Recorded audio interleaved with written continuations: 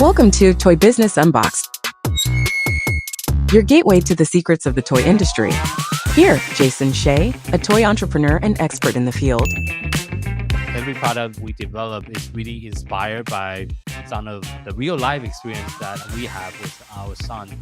60% of all toys last year were sold on Amazon, which is incredible. Be passionate about it because it's a road, it's a journey. Like when you have an idea that you think is like gonna somewhat like change the world, make things better, I'd say go for it. We'll guide you through the enchanting world of toy design, marketing, and manufacturing. Now let the unboxing begin. Welcome back to another episode of Toy Business Unboxed. Today, I'm sitting down with Shadoe and Sydney, the husband and wife duo behind the Waterbear Workshop, a family-owned board game design and publishing company built on the belief that the games are vessels for educations, creativities, and communities. And thank you so much for both of you joining our podcast today. Thank you for having us. So first of all, let's start with the story first. How did the company kind of came to life? Like, what really inspired both of you to turn your passion for games into like a business with the board game publishing business that you guys run nowadays? Well, it kind of kicked off due to COVID a little bit. I had been working in the service industry, managing a jazz club and working at a nightclub, and okay. that all came to an end with COVID hitting. And I've tended in the past to kind of make games when I have been between jobs or have just had time. And this time I made one, started making another one, and we kind of thought that maybe we could actually make a go of this and start pitching it to publishers. Okay. So we started doing that for a little while, and understandably, publishers have their own needs and wants, and they have games that they're already in their pipeline. We weren't getting any hits. But then eventually we came up with one that seemed very doable to make it happen on our own. The Mire, our first publication, and we started doing research, worked out the manufacturing and the distribution, and just kind of figured it out that we could actually do this. Okay. And did you start out with doing a Kickstarter, like a crowdfunding campaign, or was it like self-funded? So our first one, when we decided to just go for it ourselves, we did a self-funded run of our first game, the Mire, and we chose that one in particular because the component cost was something that we could handle self-funding, and we wanted to use that as an opportunity to explore that side of the industry, to learn the ins and outs of manufacturing and distribution. We do have a game that we're working on crowdfunding right now, but as much as we're able to self-fund our games, I think our goal is to go that route. I see. Got it. So I know you both come from educational backgrounds. So how has that influenced the way you design and approach games? Well, I know, both as an educator and as a parent, or as parents, we've noticed that games can have a lot of sort of throughways to, reading skills, math skills, abstract thinking, critical thinking, inductive and deductive reasoning. Like all of these can come forward in a variety of games. And so, finding ways to sort of level up the types of games that are available to kids to help facilitate those skills, I think was, one thing we had been thinking about. But then in that same vein, as former educators, we also know how helpful those types of tools can be to teachers in classrooms. So one big push we have for the new year is what we call Tardigrade School, tardigrade being Waterbear. Tardigrade is a scientific term for Waterbear. And Tardigrade School is going to be a print and play sort of pay what you can store for educators, so they can download games for free because, at least in the US, a lot of teachers end up using their own pocket money for a lot of their resources. And they can use those in the classroom. And we're choosing games that are, easy for the print and play format, but also specifically helping with some of those skills that I mentioned before. Yeah. And the nice thing about the print and play model is it doesn't really. Yes, it takes time and stuff to develop the game, but it's not going to cost us anything to have that store up on our website. Yeah. Hopefully, being a nice resource for teachers, they'll spread the word, get our name out there, get our brand recognition out there, and we do have the option. If they utilize this for a while, they have the option to pay us. We're not going to ask for anything, but hopefully we do make a little income off of it. That's not the that's not the final goal. Okay. So is it almost similar to like do you know a website called Teacher Pay Teacher where you can download like different printables and stuff? Yeah, we've actually heard of that since we started working on this. We didn't know about that originally, but it does seem very similar. That seems a little more like a marketplace of a lot of people can put their games on there, which is great. Ours will be mostly our own games that we put up. Yeah. Which will also be fun because it's a little bit of a workshop for us to be able to put some games up that might not get published otherwise, or then we can see if it's worth putting a lot more time into to publish a final copy of it. Yeah. I see. How is the reception from the teachers or the community since you launched that initiative? Well, that's actually officially launching in the coming month or two, or the coming month, I'd say. We've been building up that part of our web store. We have had some interest in the community from parents with kids who like designing games. And Shadoe also works with a local game retailer that designs programs for kids to design games like summer programs. So we've explored it a little bit that way, but the store itself is not live yet. I see. And I know you have another initiative called Denver Board Game Designer Market. Can you tell our audience a little bit about what is it and what made you want to create this kind of event? Yeah, so we actually that was December 14th was our first bazaar. We changed the name to Indie Game Bazaar for it just felt a little more fun. And that was our first one. We're hoping to make that an annual thing, and it went over really well. We've had a lot of focus on events, and we do regular playtesting events, and we've made it very open to other designers and open to the public, and tried to make it a fun series of events. And in doing so, we've met a lot of other designers and a lot of other self-publishers and people who have projects coming up. And we were thinking, it'd be nice to be able to sell some products in the Christmas season. And it would be one thing if we just set up shop somewhere just ourselves, tried to sell some, but really you want to get some people coming through. And we also just wanted to support the community. So we contacted a lot of people, there's a brewery that we do a lot of our events with that's been really nice and let us kind of pitch any event we want to them, and they'll help us make it work. I see. Nice. And so we talked to them about this. Hey, can we have just a marketplace, a bazaar specifically for people in the local game industry? And we pulled it all together. Everybody was extremely excited about it, and we got a pretty good turnout. Yeah, I'd say nice. The resulting stats, I think with about 10-ish vendors there, not including the food truck we got, we had about not quite a couple hundred attendees, about 70 plus indie games sold. And we also were hosting a nonprofit that we've been working with called Extra Life for Kids, which is a gaming themed arm of Children's Miracle Network hospitals. And they raised about $330, I think, during the event. So it was really nice to see it all come together. Was excited to have a good turnout because it was, I think, something I would have wanted more lead time to prepare for. It is tricky and a lot of work to prepare an event like that, for sure. So And how do you find all the other vendor? Were you the one that is reaching out to all the other vendor and invite them to have a booth, or? So we ended up doing a lot of inviting for this one.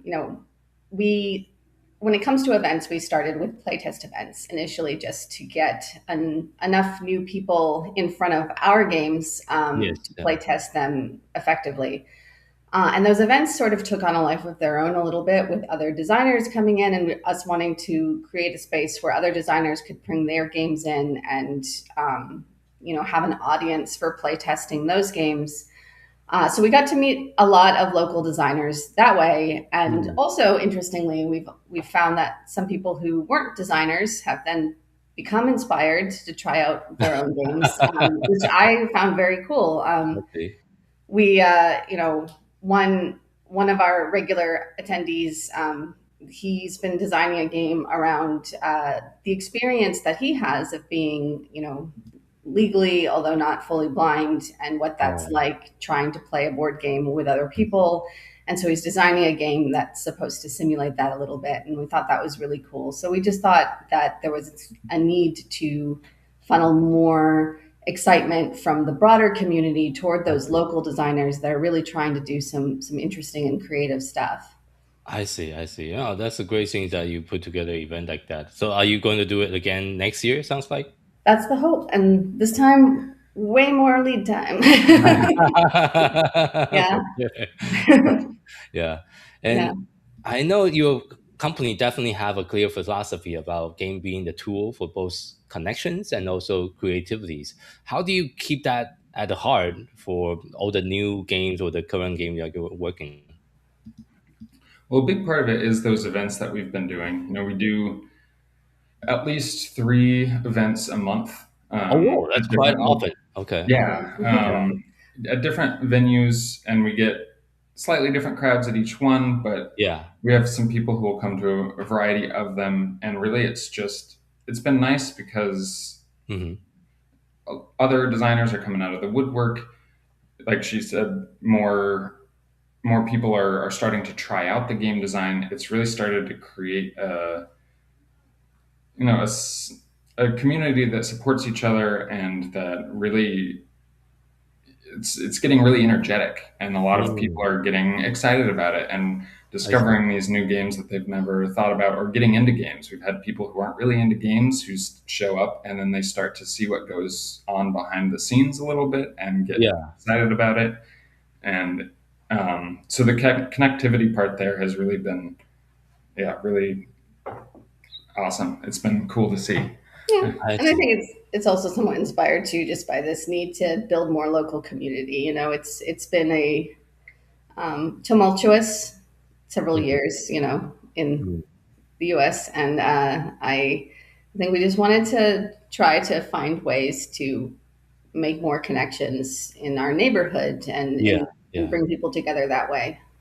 3 times a month. That's almost weekly. So, is it Yeah. mostly play testing, or what is the usual format for the gathering or the Those are event? typically play tests, and also, we encourage people to, just come and do free play too if they just want to play a game or they don't want to play something that's half baked yet. Just to kind of get more people in the door. We have them at 3 different locations in the area, and then so those are our like regular events, and then we'll do the one-off type events, like the Indie Game Bazaar. It's more of an annual effort. Another one we do is board game exchange. We did that last year, and we're going to do that again this coming year, which is basically inspired by the overwhelming number of games we have on our shelves and the even more overwhelming number of games we want to buy. So we're like, okay. That was our first introduction to Extra Life. Actually, we worked with them to have people bring old games, get sort of new to them games, and then the leftover games that were age appropriate were donated to the hospitals. Or sold on eBay for money for the hospitals. We found it's hard to sanitize all those games. There's a lot of small pieces. Have you considered doing like tournament style as well, like using your own games? We did that for the launch of the Mire, and we've had some ideas for some tournaments in the future as well. that it's always been something that's there, and we found anytime we get a empty spot on our plate, we like to fill it up and just overload our plate. So sometimes certain things that are great ideas don't, they get superseded by something else, but we certainly want to do some more tournaments. The Meier's a great one for that. And we did some tournaments for the local brewery. That's true. But they wanted to fill a Monday slot to have some more board game energy there. But we've found that Mondays, it's just a hard night. People don't show up. Yeah. People don't show up. And with the tournament, you really need like the turnout to make it fun. Yeah, to make it make sense. So, and I know you have a game in front. I think in front of you as well. Can you showcase our audience how this game work and the gameplays behind it as well? Yes. Oh, sorry. So this is the Meier. This was the one that we initially designed just in our sort of trial by fire playtest, or not playtest, but designing experience. I can hold up the pieces if you want to talk about it. So this, it's funny, it was originally inspired kind of by another game that we had been working on that we worked on for a while, and then realized it was an interesting game, but not particularly a fun game. So it needed rethought, and this was an attempt to rethink that, and it wound up very different. But it's an abstract strategy game. It comes with 36 tiles that each have a different symbol and background on them. So there's 3 different symbols, 3 different backgrounds, and a mix of them all. Yeah. And what you do is you each end up, you lay the tiles out in a 6x6 grid. You'll each take a tile that we call your held tile, and the image and background on that will dictate the moves you get to take. You only get to interact with tiles that share either an image or a background with your held tile. But while you play, you do shift around tiles. You'll get to swap out the tile that you have as your held tile, so you can change up your options. And as you move, tiles flip over and sink into the mire. So it's a maneuverability game. You're trying to keep yourself being able to move. Because if you can't move, you sink into the swamp and your opponent wins. You're trying to outmaneuver them, open up your movement potential, take away your opponent's movement potential until eventually somebody is not able to move. And it's a nice, simple game to learn, but has deep strategy. And we also just designed it because it takes up a small footprint. It all fits in this little bag, and and we can take it to a coffee shop or take it to a brewery, set it up on the smallest table there, and play a game. It's quite portable. Yeah, I think that one was somewhat inspired too by the fact that that's something we enjoy doing. Is Denver is a very micro brew and brew pub heavy location, and it's nice to be able to go around and try different things, but also it's also nice to have something to do with your hands while you're there. And so we like the idea of a game that was very portable, but also that was specifically designed for 2 players, because so often you see a game that says 2 to 4 or 2 to 5, but the 2-player portion of it feels a bit shoehorned in, where it's not really designed for that. I see. So that was also part of the inspiration for doing this one in particular. I see. Thank you for sharing that game with us. So since you started the company, what are some of the biggest lessons or even surprise that you have encountered in your journey so far? So some of the biggest surprises, honestly, the entire process of making a game. Which seems kind of silly looking back on it, but it can be hard to realize that how much work goes after you've made the game. You make the game, you play test it and all that, and you get a solid product, but then the process of working out the manufacturing, getting all the art together in the right formats, making sure that all the pieces make sense and the components fit your budget, and the number of units you want to make to make it fit a pallet so that shipping is more cost effective, and then the shipping itself and the distribution. It's a lot. That's also marketing too. Yeah, the marketing, Yeah. can't forget about that. Yeah, Um, for sure. Definitely a lot of moving pieces as well. So Yeah. how looking back, how do you currently balance being the creator, the event organizer, and the business owner all at the same times? Honestly, we just work a lot because we also have day jobs. We have day jobs and we're parents, and Yeah, I think it's helpful that our day jobs are very supportive. yeah, The retail store Shadoe works for,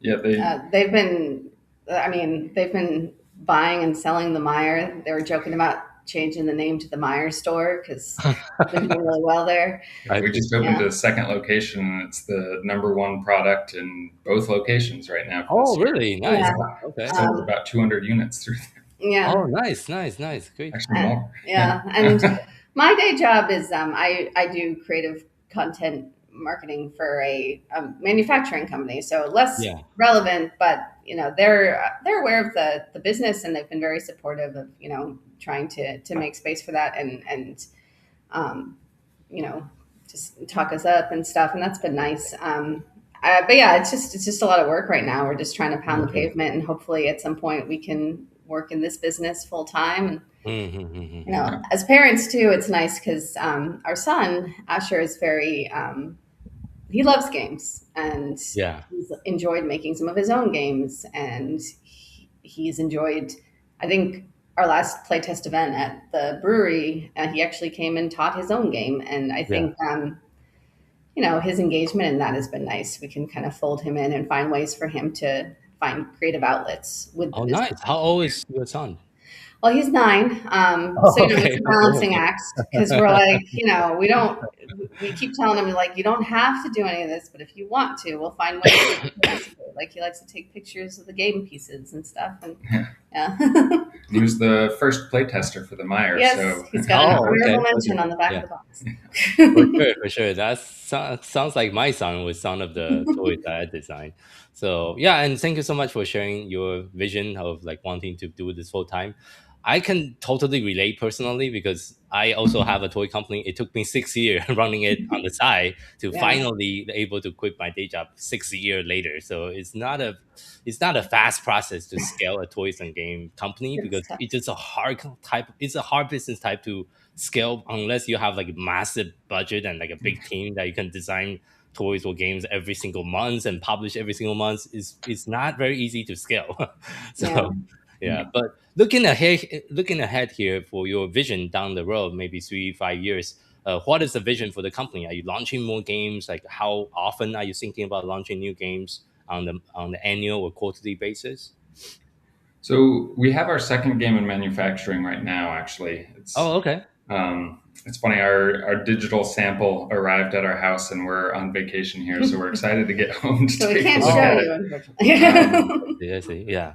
But Yeah. yeah, that should be available hopefully April. We're guessing based off the timeline.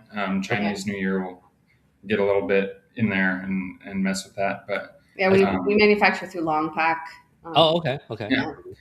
And then, so that should be releasing sometime in April. And at the same time, we're launching our crowdfunder for our third game, beginning of April.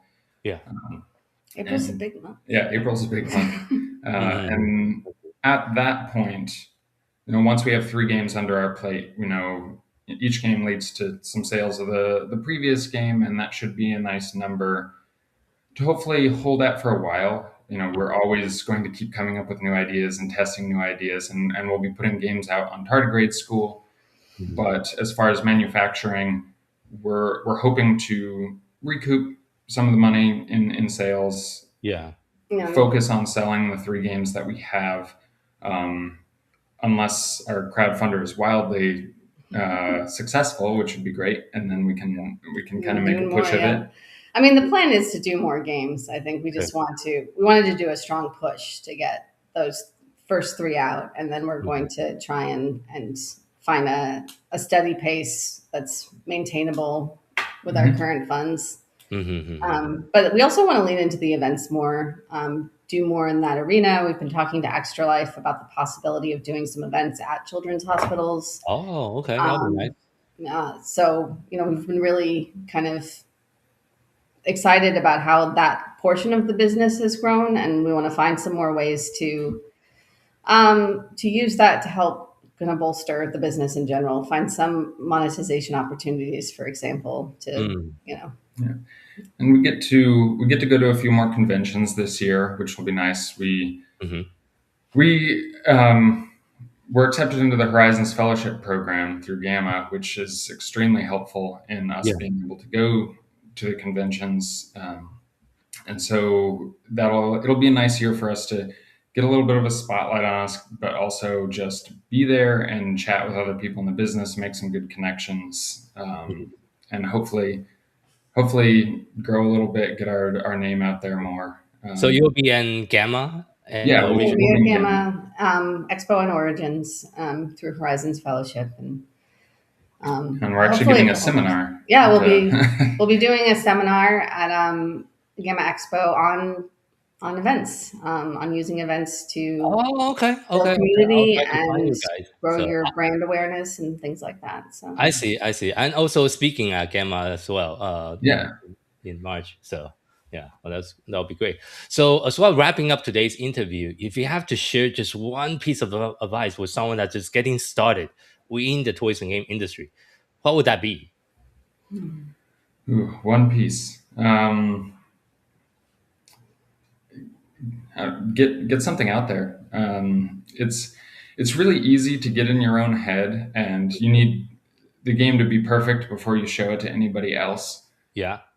But that's a good way to get trapped in a way. You need to get it out there, talk with people, get ideas, not be scared about people taking your idea, because even if they do, it's going to wind up entirely different when they go through the process. Ideas are easy. Like I was talking earlier, the work behind it is what really gets it to a final product. And if you have the passion for that, you're going to do that. So get it out there, talk to people, get feedback, and enjoy it. Yeah. I see. And so thank you so much for being on our show. What is the best place for people to find you online if they want to learn a little bit more about you and your businesses?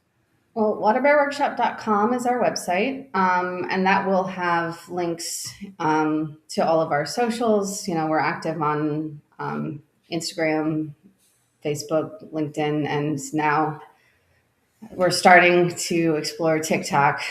Okay. despite my every urge to avoid TikTok, but yes. So yeah, I think our digital marketing presence is probably bigger than our business right now, so we're findable. Okay. Thank you so much for sharing that. We'll make sure we put that in the show note. And thank you for both of you for your time and also sharing your wisdom and your experiences with our audience on the show. Well, thank you for having us. And thank you for our listener for tuning in to this episode of Toy Business Unboxed podcast. I hope today's conversation gave you some practical insight and fresh inspiration for growing your own toys and game brand. This podcast is proudly brought you by Toy Launch, the leading marketing and growth partner for toys and game companies. At Toy Launch, we help brands scale on Amazon and beyond through full service account management, advertising, SEO, creative, catalog optimization, influencer marketing, and more. If you are looking for a proven team that understands both the toys and game industry and e-commerce, we are here to help. If you'd like a personalized breakdown of your brand, opportunities, and the best next step, you can schedule a free consultation session with us. Just visit toy-launch.com/schedule. If you want to connect with other toys and game founders, join our free communities, Toys and Game Launchpad, at toy-launch.com/group. For more resource update and industry insight, visit us at any time at toy-launch.com. Until next time, keep innovating, keep creating, keep bringing joys to toys. This is Jason Shea signing off on the Toy Business Unboxed podcast. We'll see you in the next episode. Thank you so much, everyone.